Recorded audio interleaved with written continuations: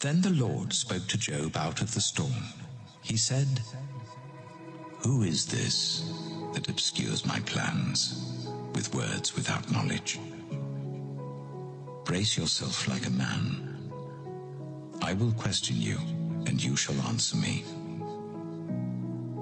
Where were you when I laid the earth's foundation? Tell me if you understand. Who marked off its dimensions? Surely you know. Who stretched a measuring line across it? On what were its footings set? Or who laid its cornerstone? While the morning stars sang together and all the angels shouted for joy. Who shut up the sea behind doors when it burst forth from the womb? When I made the clouds its garment and wrapped it in thick darkness, when I fixed limits for it and set its doors and bars in place, when I said, 'This far you may come and no farther. Here is where your proud waves halt.' Have you ever given orders to the morning, or shown the dawn its place, that it might take the earth by the edges and shake the wicked out of it? The earth takes shape like clay under a seal. Its features stand out like those of a garment. The wicked are denied their light, and their upraised arm is broken. Have you journeyed to the springs of the sea, or walked in the recesses of the deep? Have the gates of death been shown to you? Have you seen the gates of the deepest darkness? Have you comprehended the vast expanses of the earth? Tell me if you know all this. What is the way to the abode of light? And where does darkness reside? Can you take them to their places? Do you know the paths to their dwellings? Surely you know, for you were already born. You have lived so many years. Have you entered the storehouses of the snow, or seen the storehouses of the hail, which I reserve for times of trouble, for days of war and battle? What is the way to the place where the lightning is dispersed, or the place where the east winds are scattered over the earth? Who cuts a channel for the torrents of rain, and a path for the thunderstorm, to water a land where no one lives, an uninhabited desert, to satisfy a desolate wasteland, and make it sprout with grass? Does the rain have a father? Who fathers the drops of dew? From whose womb comes the ice? Who gives birth to the frost from the heavens, when the waters become hard as stone, when the surface of the deep is frozen? Can you bind the chains of the Pleiades? Can you loosen Orion's belt? Can you bring forth the constellations in their seasons, or lead out the bear with its cubs? Do you know the laws of the heavens? Can you set up God's dominion over the earth?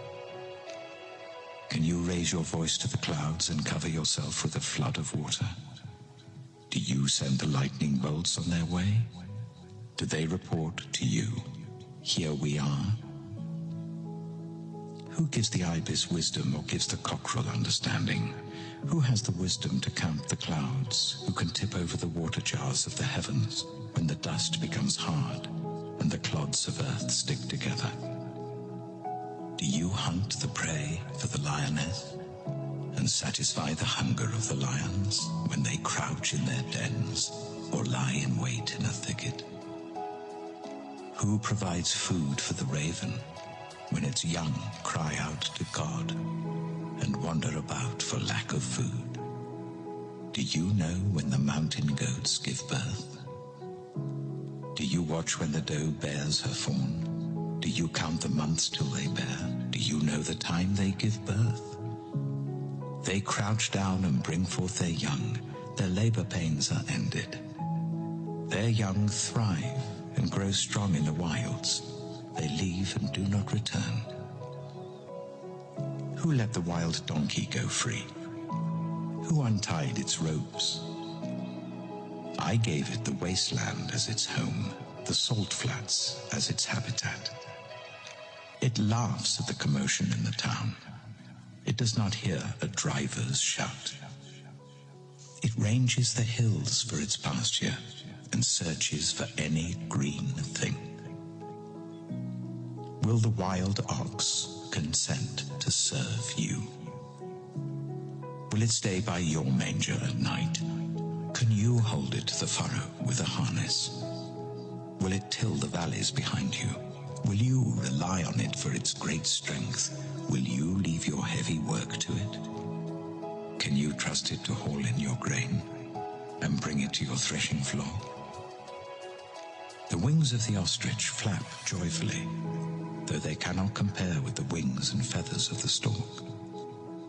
She lays her eggs on the ground and lets them warm in the sand, unmindful that a foot may crush them, that some wild animal may trample them. She treats her young harshly, as if they were not hers. She cares not that her labor was in vain, for God did not endow her with wisdom, or give her a share of good sense. Yet when she spreads her feathers to run, she laughs at horse and rider. Do you give the horse its strength, or clothe its neck with a flowing mane? Do you make it leap like a locust, striking terror with its proud snorting? It paws fiercely, rejoicing in its strength, and charges into the fray. It laughs at fear, afraid of nothing. It does not shy away from the sword. The quiver rattles against its side, along with the flashing spear and lance. In frenzied excitement, it eats up the ground. It cannot stand still when the trumpet sounds. At the blast of the trumpet, it snorts. Aha!